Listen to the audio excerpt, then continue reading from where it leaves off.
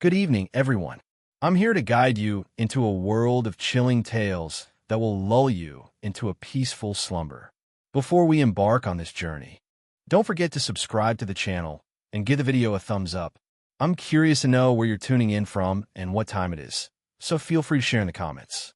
Now, when you're ready, find a cozy spot and let yourself unwind. Once upon a time, when my father was just a young lad, an unsettling event unfolded that seemed to leave an indelible mark on his spirit. Though he never spoke of it, the mere thought of it sends shivers down my spine. Picture this. My dad, a mere 10 years old, found himself alone at home, perhaps for reasons only he could recall. He settled into the living room, the glow of the only television illuminating the space as he watched his favorite show. Suddenly, without warning, the screen flickered and went dark. Unfazed, he rose to restore the flickering light of the old, unreliable set. Yet, as he returned to his cozy spot on the couch, the silence returned, the TV once again refusing to cooperate. Undeterred, he got up once more, determined to reignite the flickering screen. Once more, the television flickered off, prompting him to repeat the ritual of turning it back on. After a few more attempts, he decided to search for the remote. As he ventured behind one of the couches, he stumbled upon a figure lurking in the shadows, clutching the very remote he sought. My father described the man as having long, unkempt hair and a wild, unsettling gaze. With a grin that sent chills down his spine, the stranger met my father's eyes, prompting him to bolt out the front door, screaming in terror. He rushed to his neighbors, who promptly called the police. When the authorities arrived, the man remained inside the house, still lurking in the dim light. He was arrested. My dad told me he still believes the man was either homeless or unhinged. Regardless, this tale is utterly chilling. A friend once recounted an experience from her childhood, around the age of 8 or 9. She was walking home from school, key in hand, ready to let herself into the house since her single mom worked late on weekdays. As she reached up to insert the key into the door, her mom unexpectedly opened it, dressed in a dressing gown. Having left work sick, instead of a warm greeting, she gazed straight past my friend. My friend turned to me, startled, as a man in a long coat rushed back down the path and disappeared into the street. It was a day marked by illness. Yet perhaps it was this very misfortune that shielded her daughter from a fate that could have been dire. Before I delve into this tale, it's important to mention that Jacob's mother struggled with addiction, while his father, though not without his own challenges, was primarily affected by his partner's choices. One fateful night, as Jacob and his father lay asleep, they were jolted awake by a cacophony of loud bangs, scratching, and unsettling movements emanating from the mother's room. Jacob's father leaped from the bed, racing down the hall, his fists pounding on the door. His mother flung it open, her voice sharp as she demanded silence, claiming he had disturbed her slumber.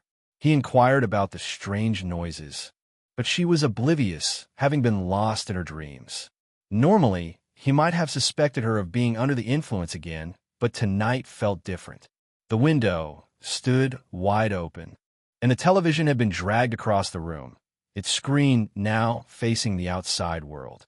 A chill of fear gripped Jacob's dad as he swiftly closed the window, securing it, and locked the door to his wife's room, a sense of unease settling in the air. Outside, she was settled in the living room while he kept vigil through the night. At 5 a.m., he roused Jacob from his slumber, the world still cloaked in darkness. Jacob ventured into the kitchen, where his mother awaited him. Moments later, his father entered, eyes wide with urgency, pointing at them and signaling for silence. They hushed, straining to hear the shuffling above, a sound moving from edge to edge on the roof. With a bat in hand, Jacob's father joined them in the stillness of the room. After a few tense minutes, the noise faded away. They reached out to Jacob's grandmother, seeking her wisdom on the matter.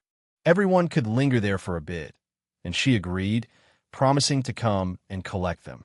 Jacob finished his meal and made his way to the couch, where silence enveloped him, the absence of a television amplifying the stillness. His gaze drifted to an open door leading to an empty room down the hallway. Suddenly, he noticed a finger curled around the edge of the door. Panic surged through him as he screamed and pointed, prompting his father to scoop him up and dash out, with his mother trailing closely behind. They found refuge at a gas station, waiting outside until Jacob's grandmother arrived. Jacob painted a vivid picture of the finger, describing its unnatural appearance that struck me as odd. He likened it to a foam finger, both in length and width, as it wrapped around the door frame, the door itself secured on the other side. After that unsettling encounter, they seldom returned to that house. Once everything was cleared out, it remained untouched. Nothing was missing, yet the window in the vacant room stood ajar, a haunting detail. At 13, my bedroom felt like a world unto itself, and with a vivid imagination, I often found myself lost in thoughts that danced on the edge of reality. In the stillness of the night, when the world outside was cloaked in a gentle rain, I found myself wide awake, gripped by an unsettling sense of fear. My bedroom, a solitary retreat on the upper floor, was far removed from the comforting presence of my parents, who lay unaware on the opposite side of the house.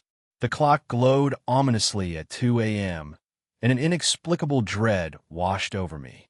It was then that I noticed it, a shadow, roundish and ominous, lingering just at the edge of my bed. My heart raced, caught in the grip of an unknown terror, began to race through the night, only to discover that the source of my fright was merely my hat, which I sometimes draped over one of the wooden poles at the edge of my bed. I settled myself down and drifted back into slumber. When I awoke again, about half an hour later, I was once more taken aback by the silhouette at the foot of my bed. Yet, as my mind began to clear, I recalled that it was just my hat. This cycle repeated itself once more that night. Likely another half hour later, as I was once again startled by the shadow, a thirst began to creep in, urging me to seek refreshment. I reached my hand down to the side of my bed, searching for my water bottle, but instead, my fingers brushed against something else, my hat. In that moment, a chill ran through me, and my heart plummeted into my stomach. I nearly tumbled out of bed as I fumbled to turn on the lamp. The light flickered on, revealing the face of a man looming over the edge of my bed, his eyes locked onto mine. A scream erupted from my throat, the highest pitch a boy could muster, and I bolted past him, racing down the stairs of my room. I felt his hand reach for me, but I managed to fling open the door and dash to my parents' side. In the dim light of the evening, my father hurriedly retrieved the baton from beneath his bed, racing to my room. But alas, he was too late. Upon our return, the window gaped wide open, a silent testament to the escape of a man who had leapt onto the patio roof just outside. In those carefree childhood days, my block was alive with laughter and camaraderie. A vibrant group of friends gathered on weekend nights, engaging in spirited games of manhunt, a thrilling twist on hide-and-seek for the older crowd. Our neighborhood was the perfect playground, with front and backyards merging into the woods that cradled our homes. Yet, we held fast to one essential rule that guided our adventures. In the dim light of the evening, I ventured no further than the familiar embrace of the woods, where I had carved out my secret refuge. My chosen sanctuary was an old, rusty barrel, long abandoned and forgotten, yet it had become my steadfast companion in these games of hide and seek. On this particular night, only 6 of us were gathered, and with my friends Joe and Raj by my side, we sprang into action, eager to conceal ourselves. As we scattered, I dashed toward my beloved hiding spot, slipping through the backyard and into the shadows behind the barrel.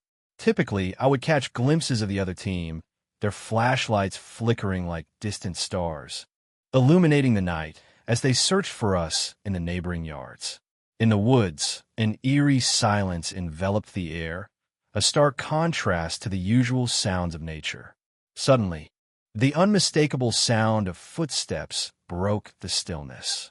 I strained my ears, not catching the glimmer of a flashlight, leading me to believe it was one of my teammates.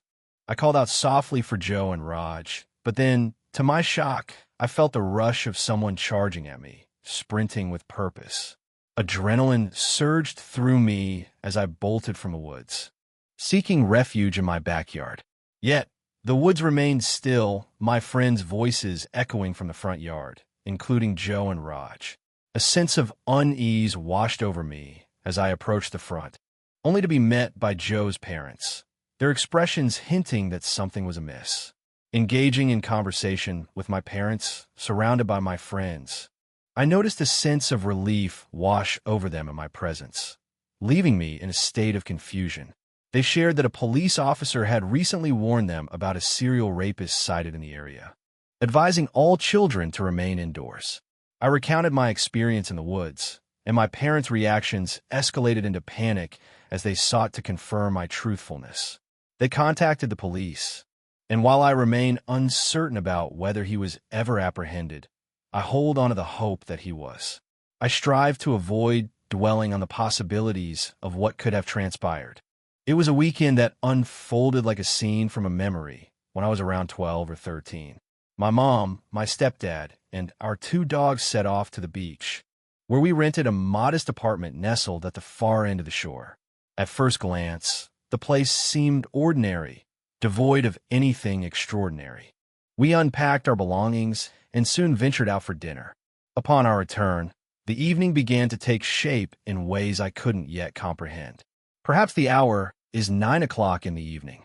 We settled in for an hour of television, my mom, stepdad, and our 2 dogs nestled together on a makeshift bed crafted from the couch. They graciously offered me the bedroom, complete with a king-size bed. After a while, I retreated to my sanctuary, where I indulged in some pre-installed games, fully aware of the absence of an internet connection. The night deepened as I lost track of time, immersed in my gaming world. Eventually, I felt the pull of sleep and decided it was time to rest.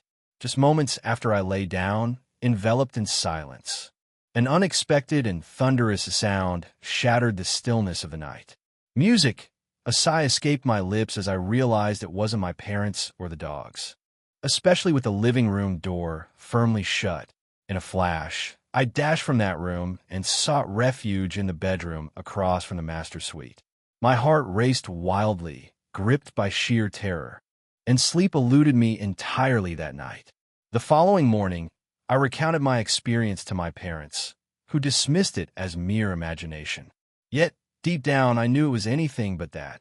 This tale continues to haunt my dreams, even now, a lingering shadow from my time spent with one of my. In the heart of North Carolina, I found myself on a journey that began with a job interview. Coming all the way from New Jersey, I was fortunate to have my good friend Mike extend an invitation to stay at his place for a few days. Though his home was a couple of hours away from the company, the chance to reconnect with a dear friend was too good to pass up. After my second interview, I returned to Mike's, buoyed by the news that I had been offered the job on the spot. That evening, we gathered in the yard, surrounded by a few friends and a couple of beers, celebrating the momentous occasion under the stars. After a night filled with laughter and a few too many drinks, we found ourselves lost in the revelry, with friends drifting in and out like shadows. That's just how Mike is. He welcomes everyone without a second thought, never quite keeping track of who comes and goes. As the clock struck 4 and the last of the crowd had finally dispersed, we decided to call a night. I stumbled up the stairs, fatigue weighing heavily on me, and made my way to the bathroom. I splashed my face with hot water, trying to shake off the remnants of the evening, when suddenly, out of the corner of my eye, I noticed something unusual. I turned toward the half-open door and caught sight of an eye peering in through the crack, sending a chill down my spine. As I swung open the door, a loud exclamation escaped my lips, and in my tipsy, uncoordinated state, I tumbled to the floor. When I finally regained my balance, the eye had vanished.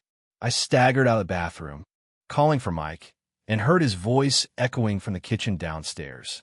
It couldn't have been him. I hadn't heard anyone descend the stairs. Still, I inquired if he was up there, and, predictably, he replied with a no. My memory of the moment is hazy, but I likely dismissed it, chalking it up to having had one too many drinks. I made my way As I stumbled into the guest bedroom, I practically collapsed onto the bed, managing just enough strength to throw the covers over myself. You know how it is when you've had a few too many. Sleep comes swiftly, almost like a gentle embrace. I must have drifted off mere seconds after hitting the mattress, only to awaken after what felt like an eternity. A pounding headache greeted me, and I instinctively began to rub my temples. The room was cool, a hint of dawn creeping in, and I realized my foot had slipped out from under the covers, dangling precariously over the edge. And then, in that stillness, something stirred within the shadows. In the biting chill of the night, a hand gripped my foot, sending shivers down my spine. A raspy voice broke the silence, pleading, "Can you help me?" Panic surged through me as I bolted upright, a scream tearing from my throat. I dashed out of bed, racing into the hallway where I found Mike waiting at the top of the stairs. I quickly called the police, who arrived in no time. To my shock, the intruder was a woman, perhaps in her late 40s, clearly battling her own demons. She confessed to wandering into Mike's home and hiding in a closet, her eyes the only thing I had seen peering at me from the darkness. In the heart of winter, I found myself nestled in a grand log cabin by South Lake Tahoe, accompanied by a few friends on a skiing adventure. It was the third night, and a fierce blizzard raged outside.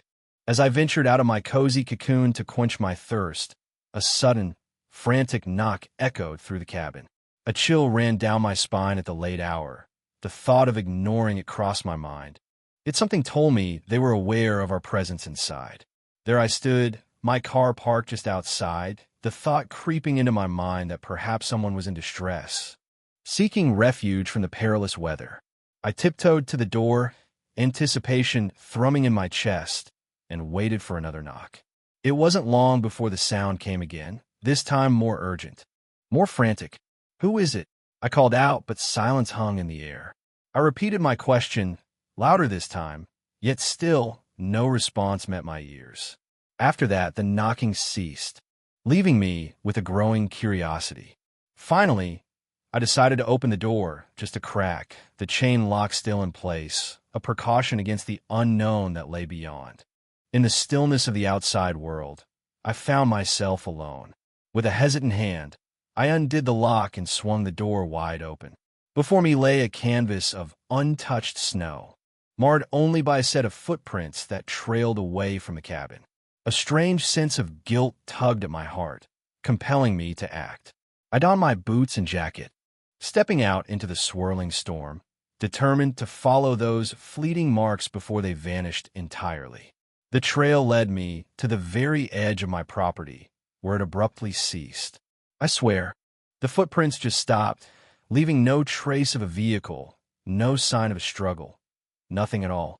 It felt as though the very creator of those tracks lingered in the same spot I occupied. A wave of unease washed over me, compelling me to dash back into the cabin, slamming the door with a force that echoed in the silence. I locked it tight, but before I could collect my racing thoughts, the frantic knocking began anew. My heart raced, and I called out for my friends, each one hurrying down to uncover the source of my distress. When we finally opened the door, an eerie emptiness greeted us. The footprints had vanished, swallowed by the earth. The mystery of what transpired with my friends remains unsolved, and I hold no resentment towards them for their disbelief. Trust me, I can hardly believe it myself, yet I know it truly happened. The memory still sends chills down my spine.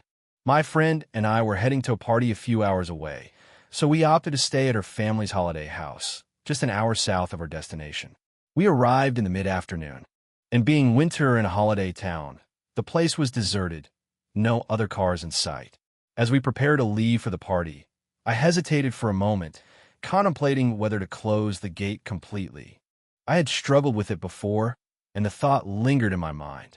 As we arrived earlier, the night was drawing in, and the thought of being outside late filled me with unease. I made the choice to secure the gate, prioritizing our safety. The party was a blast, and we returned home around 12:30, only to find the gate ajar. A wave of tension washed over me.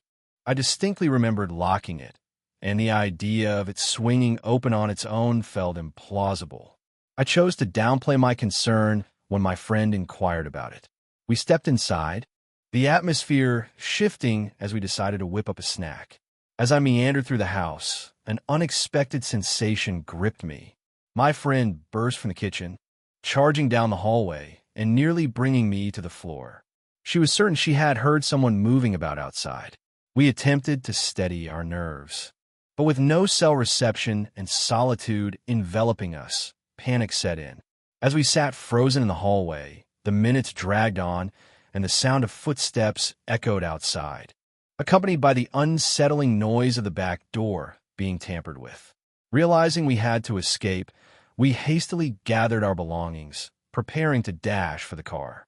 Just as we reached the front door, ready to flee, a thunderous bang reverberated through the air. In the backyard, an eerie chorus erupted as what seemed like hundreds of birds began to scream.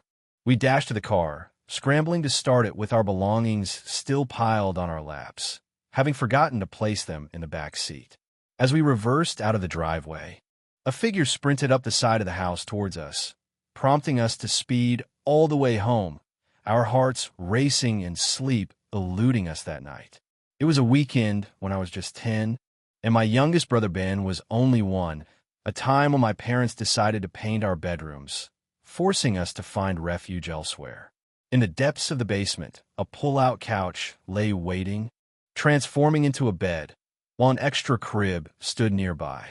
At just 10 years old, the pit of a basement felt anything but cozy. Yet, there was a strange comfort in being there, a sense of safety that wrapped around me. In the stillness of the night, he would stir, waking me with his cries, and somehow, tending to him, ease the unease of the dark. But then came that one night, when I was jolted awake by a sound that pierced the silence, a scream, raw and primal, unlike anything a 1-year-old should utter. Fear gripped me, and in an instant, I was bolting from the shadows. As I turned to him, concern etched on my face, I found him standing, his finger extended towards something unseen. My gaze followed his gesture into the pitch-black abyss of the boiler room, mere steps from his crib. A chill gripped my heart, as if 1,000 icy daggers had pierced my chest.